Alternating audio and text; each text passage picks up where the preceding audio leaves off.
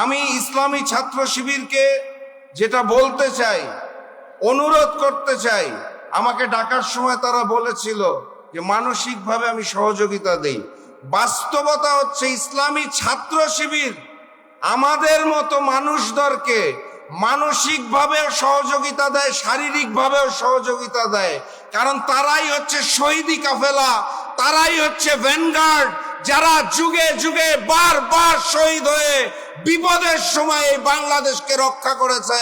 এবং আগামীর বাংলাদেশ গড়ার ক্ষেত্রে এই ইসলামী ছাত্র শিবিরে নীতিবান এবং আদর্শকে বুকে ধারণ করে নতুন বাংলাদেশ গড়ে তুলবে, এটা আমি বিশ্বাস করি আমার জায়গা থেকে।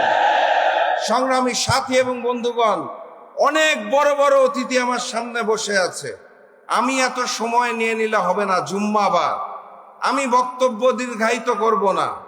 আমি শুধু ওই বলিষ্ঠ শপথটা শুনতে চাই, ওই উজ্জ্বল চকচকা দৃষ্টিটা দেখতে চাই, যেই জায়গাটাতে ইসলামী ছাত্র শিবির ভ্যানগার্ড হিসেবে, শহীদি কাফেলা হিসেবে প্রথম কাতারে দাঁড়াবে এবং আগামীর বাংলাদেশকে গড়ে তোলার জন্য, আগামীর নেতৃত্বকে গড়ে তোলার জন্য আজকে যেভাবে জাহিদ ভাই আছে সেভাবে অন্যান্য ভাইরা দায়িত্ব নিয়ে এগিয়ে আসবে। আমরা আমাদের জায়গা থেকে